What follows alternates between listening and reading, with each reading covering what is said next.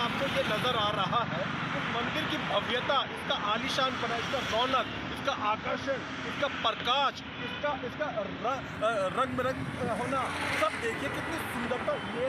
ये दानेश त्यागी and team, उनका पूरा लंबा प्रयास, कठिन प्रयास है, जिसकी वजह से ये हम उम्मीद जैसा इतने अच्छे तरीके से सुंदर दिख रहा है। हमें उम्मीद है कि शायद इस वजह से इस मंदिर को कोई हैरानी ना हो कि अगर प्रथम पुरस्कार मिल जाए। धन्यवाद। स्वागत है देशवासियों का, स्वागत है भारतवासियों का, स्वागत है। इस समय हम देश की राजधानी दिल्ली में मौजूद हैं। दिल्ली में हम इस समय बात करते हैं आर्य समाज की। तो आर्य समाज ने दिल्ली को क्या दिया, मैं आपको बता दूं कि सनातनी धर्म के अंदर में जब कुछ कुरीतियां, कुछ गलत प्रकार की प्रथाएं जब शुरू हो रही थी, तो आर्य समाज ने सबसे पहले बिगुल बजाया कुरीतियों को और ठीक प्रकार की गलत प्रकार की प्रथाओं को खत्म करने के लिए। अगर आप कभी राजधानी दिल्ली में आए तो आप खुद महसूस करेंगे कि अन्य राज्य यूपी, बिहार या अन्य मध्य प्रदेश टाइप के और राज्यों के मुकाबले यहाँ कुरीतियां या अंधविश्वास या इन सब चीजों का प्रचलन आपको देश की राजधानी में बहुत कम मिलेगा। इसका अधिकतम क्रेडिट जाता है आर्य समाज को। अच्छा, आर्य समाज के चूंकि दिल्ली में 350 मंदिर है, तो जाहिर सी बात है 350 मंदिर में आने जाने वाले लोग जो प्रचार करते रहे सदियों से, कई सालों से, तभी दिल्ली जो है वो एक वैज्ञानिक राजधानी बनी हुई है। और यहाँ पे कई अन्य प्रकार की चीजें भी। अब बात करते हैं तो दिल्ली में जो 350 मंदिर है उसको लेकर शीघ्र ही एक प्रतियोगिता होने वाली है। क्या होने वाला, क्या नहीं होने वाला, इस विषय में बताएंगे Vikaspuri outer ring road Arya Samaj मंदिर के प्रधान और महासचिव दानेश त्यागी जी। दानेश जी, ताजा खबर चैनल में बहुत बहुत स्वागत है। सर्वप्रथम ये बताइए कि इस मंदिर को बना हुआ कितना समय हो गया? जी, सबसे पहले तो आपका नमस्कार, आपको धन्यवाद बहुत बहुत, आप आए।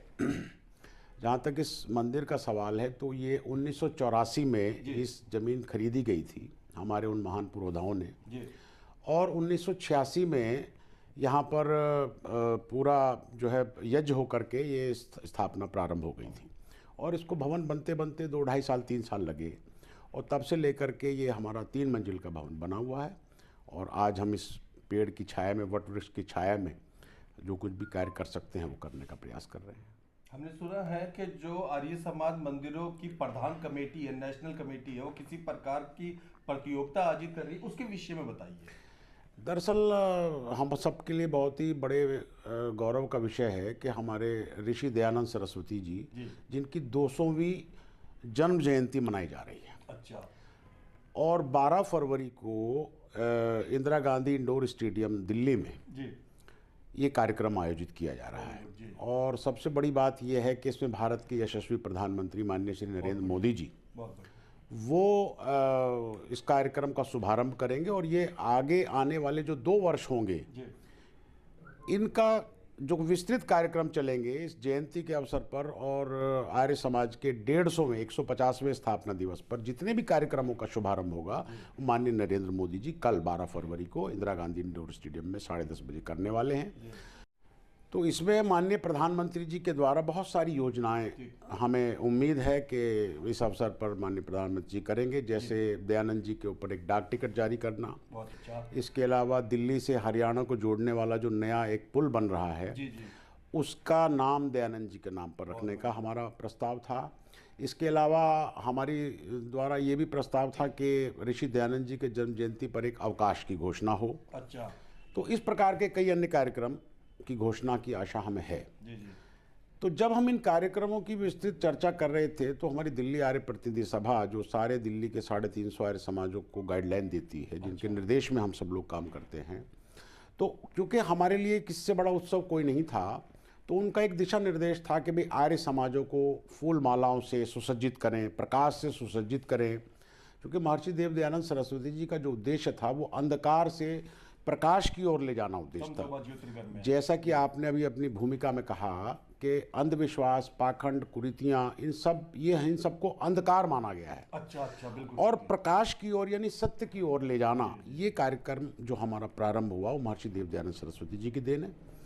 तो उन्होंने हमसे कि रखा प्रस्ताव सभी आर्य समाजों से कि जो आर्य समाज अपने साज सज्जा के मामले में, फूलों की सजावट में, प्रकाश की सजावट में, साफ सफाई में अव्वल नंबर पर आएगा, उसको दिल्ली में प्रथम पुरस्कार दिया जाएगा और 51,000 रुपये का पुरस्कार दिया जाएगा। दिल्ली में कितने मंदिर हैं लगभग? दिल्ली में करीब करीब 350 मंदिर हैं और मुझे लगता है कि सभी तो शायद पार्टिसिपेट नहीं करेंगे, सजाएंगे तो सभी, लेकिन उस प्रतियोगिता में भाग लेने के लिए फिर कुछ अलग से कुछ करना पड़ता है, केवल सजावट से काम नहीं चलता। तो उस दृष्टिकोण से हम प्रयास कर रहे हैं कि हम लोग इसमें भाग लेकर के और इस प्रतियोगिता को जीतें। दर्शकों, पहले मैं आपको एक बात बताना पसंद करूंगा निजी तौर पर कि मैं आर्य समाज के प्रबंधन से या आर्य समाज की विचारधारा से बहुत प्रभावित हूँ, मुझे वो बहुत अच्छी लगती है और खासकर मुझे उनका ये दृष्टिकोण तो वाकई बहुत ज़्यादा बेहतर लगता है कि मतलब कुरीतियों को हटा के और वैज्ञानिकवाद सोच होना चाहिए। तो या लगभग मेरा त्यागी जी लगभग विभिन्न मंदिरों में जाना है आर्य समाज के। कुछ इमारतें अंदर की तरफ घुसी हुई हैं, कुछ गलियों में है, कुछ थोड़े फर्स्ट फ्लोर में ही बस सिमट के रह गई हैं। तो बड़ा भवन विकासपुरी का तो सबसे ज्यादा आपका ही दिखता है। तो 350 कैंडिडेट जो भाग लेंगे, अगर हम थोड़ा कम कर दें 200 कैंडिडेट भाग लेंगे, सब अपने अपने हिसाब से तैयारी करेंगे। जैसे हम गेम खेलते हैं, कोई अंतरराष्ट्रीय ओलंपिक वगैरह, सारे खिलाड़ी भाग लेते हैं। किसी स्कूल में कोई प्रतियोगिता होती है, सारे खिलाड़ी भाग लेते हैं उत्साह से। आपका आत्मविश्वास क्या कहता है इस विषय में? आप कहां तक प्रयास करना चाहते हैं, किस हद तक आप सोचते हैं ये प्रथम पुरस्कार इसको मिलना चाहिए? ये टीम वर्क है। देखिए, क्योंकि जब हम अपने घर को सजाते हैं किसी शादी में, विवाह में, किसी फंक्शन पर, तो उसी तरीके से हम समझते हैं कि ये परमात्मा का घर है। वो केवल हमारा व्यक्तिगत घर है, लेकिन ये तो परमात्मा का घर है। तो हम अपने घर से उसको बेटर सजाएं। अगर ये प्रतियोगिता ना होती तब भी हम इसको ऐसे ही सजाने की कोशिश करते हैं। हाँ, लेकिन जब हमें ये पता लगा, हमारे अंदर एक उत्साह पैदा हुआ, तो हमने सोचा हम इसको फर्स्ट प्राइज़ के लिए सजाएंगे। क्या बात है। तो हमने एक अपना दृष्टिकोण बनाया कि भाई प्रकाश की लड़ियों से, इस तरह से लड़ियों को डाल करके, रोशनी करके तो सभी सजाते हैं। तो हम इसको इस ढंग से सजाएं कि जो भी कमेटी होगी, जो भी देखेगी, वो ये महसूस करे कि आर्य समाज मंदिर का जो एक एक मसल्स है वो दिखाई दे रहा है। आर्य समाज मंदिर ढकना नहीं चाहिए, उसका जो मूल स्वरूप है, और उसको इस तरीके से सजाएं कि फिर मूर्ति की पूजा के बजाय रामचंद्र जी के चरित्र की पूजा करो, श्री कृष्ण जी के चित्र के बजाय उनके चरित्र की पूजा करो। तो ये हमारा लक्ष्य है। जैसे साधारण देशवासी हिंदू हैं, उसी प्रकार से साधारण हिंदू हम हैं। हमारी मान्यताएं केवल ये हैं, सिद्धांत ये हैं कि एक ईश्वर है, निराकार ईश्वर है, जिसका कोई ना जन्म हो सकता है, ना मृत्यु हो सकती है, ना वो जन्म लेता है, ना वो कण कण में वो है, विशाल उसमें वो है, वो सब जगह विद्यमान है, वो सब चीज़ देखता है, वो न्यायकारी है, सर्वशक्तिमान है, केवल एक ईश्वर है। हम अलग अलग तरीक़ों से अपनी अपनी मान्यताओं से उस ईश्वर को मानते हैं, इसमें कोई दो राय की बात नहीं। लेकिन झूठ और पाखंड, अंधविश्वास, इन सब के खिलाफ आर्य समाज रहता है। और मूर्ति पूजा के खिलाफ लोग हमें समझते हैं, वो लोग जो आर्य समाज को नहीं समझते हैं। हम ये कहते हैं कि आप चरित्र की पूजा करिए, राम के चरित्र की पूजा करिए, राम की जय जयकार करिए, कृष्ण की जय जयकार करिए, लेकिन उनके चरित्र की पूजा करिए।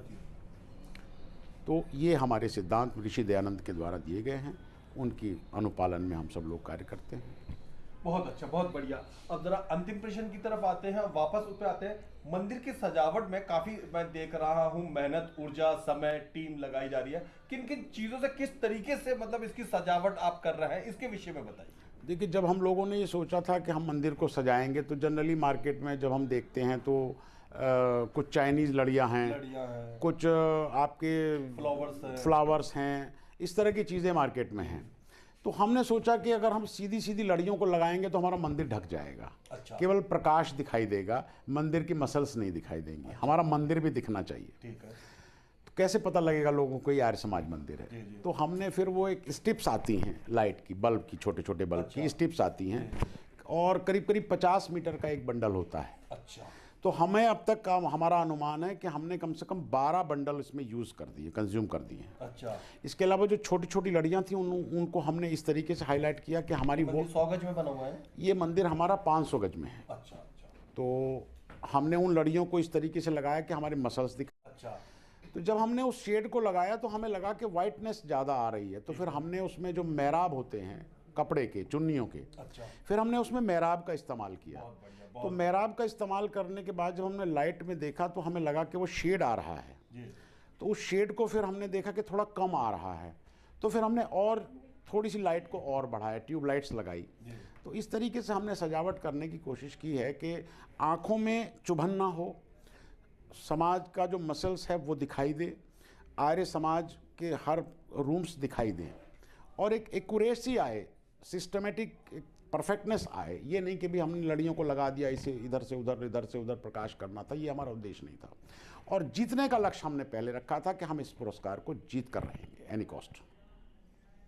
पंजाबी बाग में अभी हाल ही में एक भारत दर्शन पार्क खुला है, जिसमें देश की, भारत की लगभग विभिन्न जो लाल किला या जंतर मंतर जैसी प्रमुख इमारतें हैं, उनके मॉन्यूमेंट्स, उनके ढांचे वहां पे रखे गए हैं। मैं देख रहा हूँ कि बिल्कुल आर्किटेक्चर के ऊपर जिस तरीके से वहां पे लिखा गया है, इतिहासकारों ने लिखा कि ये ध्यान रखा गया, ऐसा ध्यान रखा आपने तो भव्य भवन का बनाते समय एक ढांचे का, एक चीज किस तरीके से प्रकाश में आए, सारी चीजें आपने बड़ी ध्यान में। दरअसल एक तो मेरा सौभाग्य है, मेरा एक तो सौभाग्य है, मेरा सौभाग्य है कि मैं बाय प्रोफेशनल जो है इंटीरियर में डील करता हूँ। अच्छा, तभी तो थोड़ा सा मेरा माइंड में एक इंटीरियर प्रोफेशन का एक झलक होती है। अगर कोई डॉक्टर होता है और वो आर्य समाज का अधिकारी होता है तो वो मेडिसिन के बारे में बताएगा। जैसे हमारे प्रचार मंत्री जी बैठे हुए हैं, विवेक जी, तो ये मेडिकल लाइन के हैं, तो जब भी ये कोई बात करते हैं या कोई वक्तव्य देते हैं तो वो मेडिकल से रिलेटेड होता है। और जो हमारी टीचर्स हैं बैठी हुई हैं सब लोग यहाँ पर, तो वो जब शिक्षिका के तौर पर वो फिर एक इंस्ट्रक्शंस वाली फील्ड में होती हैं। तो मुझे लगता है कि जो प्रोफेशन होता है व्यक्ति का, अगर उस प्रोफेशन का लाभ अगर उसकी संस्था को मिलता है तो ये अच्छी बात है। तो मेरा सौभाग्य है कि मैं इंटीरियर्स में से डील करता हूँ, तो वो उस इंटीरियर तो होना चाहिए। और आर्य समाज के सदस्य के नाते, आर्य समाज के अधिकारी होने के नाते हमारे अंदर आत्मविश्वास होना जाहिर सी बात है। और जहाँ तक आपने अभी ये कहा कि भाई कुछ मंदिरों का स्पेस छोटा होता है, कुछ बड़ा होता है, तो मैं तो अपने आर्य समाज के उन पुरोधाओं को, अपने उन बड़े बुजुर्गों को, अपने उन महान लोगों को हमेशा धन्यवाद देता हूँ और हमेशा उनका ऋण स्वीकार करता हूँ, जितनी भी हमारी टीम है, कि उन लोगों ने 1984-85 में इस समाज की जगह को खरीदा, इसका नक्शा बनाया, इसकी यज्ञशाला को ऊपर किया। और शायद मुझे लगता है, मैं आप यकीन करें ना करें, लेकिन जैसी यज्ञशाला हमारी है जिसमें 100-150 लोग बैठ सकते हैं, ऐसी यज्ञशाला मैंने आज तक दिल्ली के किसी आर्य समाज में। अच्छा जी। तो चूंकि 2 मंजिला भवन है ना? ये 3 मंजिला भवन है। पहली मंजिल पर हमारी यज्ञशाला है और जो हमारी दूसरी मंजिल है उस पर हमारे सेवकों का निवास है, जिसको अभी हमने पुनर्निर्माण कराया है, जो आपने आपको पहले बताया।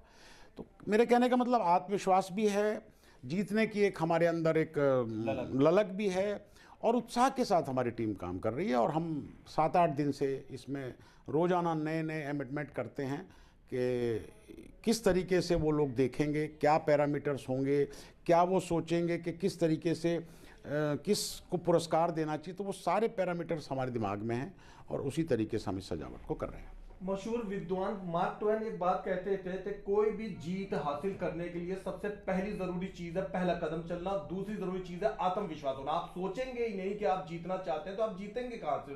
ढेर सारे लोग, जो सोचेगा वही जीतेगा। दूसरी बात करते हैं कि त्यागी जी, आपको बहुत सारे दर्शक देख रहे हैं, हजारों करोड़ों लोग देख रहे हैं, जो आर्य समाजी, वो भी जो नहीं है, वो भी बाहरी लोग भी देख रहे हैं, आपकी टीम के लोग भी आपको देख रहे हैं। इस सजावट में, इस बेहतरीन परफॉर्मेंस में टीम के विषय में बताइए, उनका क्या क्या योगदान रहा? देखिए साहब, जहाँ तक मैंने कहा कि कोई व्यक्ति अकेला कुछ नहीं कर सकता, तो हम लोग सिर्फ सोच सकते हैं कि हमें क्या करना है।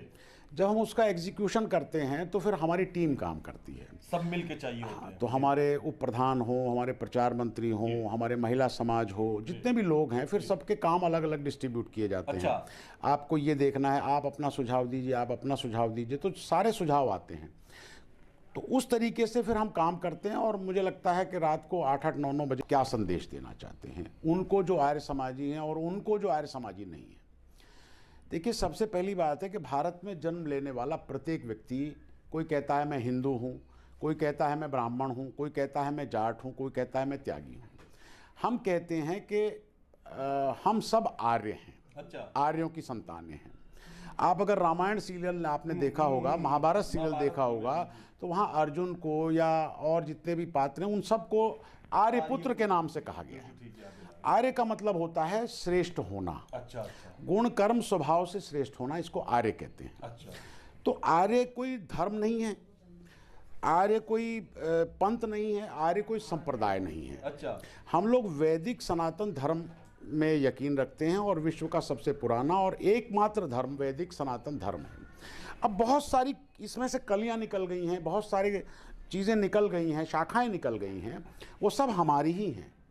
तो हम चाहते हैं कि जैसे आप कुरान पढ़ते हैं, कुरान इस्लाम सिखाता है कि भाई मुसलमान बनो, है ना, ईसाई धर्म बाइबल सिखाती है ईसाई बनो, लेकिन केवल सनातन वैदिक धर्म ऐसा है, आर्य समाज की मान्यता ऐसी है जो कहता मनुर्भाव, यानी मनुष्य बनो। क्या बात है, क्या बात है, गजब, सुनने में ही बड़ा कर्ण। क्योंकि हम लोग हमारे पर जोर नहीं है कि हम किस माँ की कोख से जन्म लेंगे, हम किसी ब्राह्मण परिवार में जन्म लेंगे, हम किसी दलित परिवार में जन्म, हमारा तो बस नहीं चलता उस पर, ये तो परमपिता परमात्मा की कृपा है। फिर हमारे माता पिता हमें बताते तुम इस जाति के हो, इस धर्म के हो, हम उस जाति पाति की विचारधारा के बिल्कुल विरुद्ध हैं। पाखंड, झूठ, कुरीतियाँ, अंधविश्वास, इन सब के विरुद्ध हैं। हम केवल कम दिखाई दे रही है, फिर हम नेक्स्ट डे उसको पूरा करते हैं। तो पूरी टीम इसमें लगी हुई है और 2 बसें हमारी यहाँ से जा रही हैं। अच्छा, हमारे लगभग 95 लोगों की सूची तैयार हो गई है और इस मंदिर कमेटी की तरफ से। और चूँकि माननीय मोदी जी की सुरक्षा व्यवस्था बहुत ही पुख्ता होती है, तो इसके लिए हमारे ये 90 लोगों के हमारे पास आ गए हैं। अच्छा, हर व्यक्ति को ये पास जाएगा, ये हाथ में इस तरह से बन जाएगा, बैंड है ये, बैंड है, तो ये इस तरह से हो जाएगा, तो सारे लोग वहाँ पर इस तरह से जाएंगे। तो हमें उम्मीद है कि वहाँ पर 40-50 हज़ार लोगों की गैदरिंग होगी और ये कार्यक्रम सफल हो, ऐसी हम आशा। स्वामी दयानंद सरस्वती के इस जन्म आयोजन के उत्सव के मौके पे हजारों लाखों आर्य समाजी भाइयों को, गैर आर्य समाजी को, सभी देशवासियों को भी आप क्या कहना पसंद करेंगे? देखिए, मैं ये कहना चाहूँगा कि जितने भी हम भारतीय लोग हैं या विदेश में भी जितने भी लोग हैं, हालांकि वर्ल्ड काउंसिल हमारी जो है, जिसको हम सार्वदेशिक आर्य प्रतिनिधि सभा कहते हैं, विश्व के 50 देशों में आर्य समाज का संगठन मजबूती के साथ खड़ा हुआ है। और आने वाला जो हमारा इंटरनेशनल सेलिब्रेशन डे होता है, जिसको हम अंतर्राष्ट्रीय उत्सव कहते हैं, वो भारत में ही होने वाला है। अच्छा, इससे पहले हॉलैंड में हुआ था, अच्छा, उससे पहले मॉरिशस में हुआ था, तो विभिन्न देशों में होता रहता है। तो मैं केवल यही कहना चाहूँ, समाज के मंदिर और उनके प्रतिनिधि, उनके लोग देश के विभिन्न हॉलैंड और ऑस्ट्रेलिया और रूस और अमेरिका जैसे देशों में भी मौजूद जी जी बिल्कुल, वर्ल्ड के 50 से 55 कंट्रीज में आर्य समाज का बहुत ही मजबूत संगठन है।